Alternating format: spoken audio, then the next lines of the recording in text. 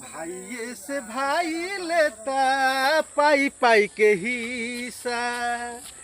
अरे भाइये से भाई लेता पाई पाई के हिस्सा। दुनिया के सोच होवे घर घर के खिस्सा। अरे दुनिया के सोच होवे घर घर के खिस्सा। भाइये से भाई लेता पाई पाई के हिस्सा।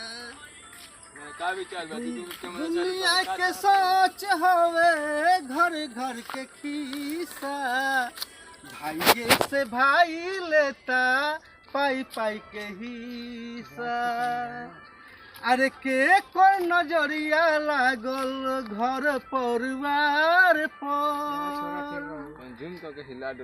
अरे के कोई नजरिया लागल घर परिवार पर।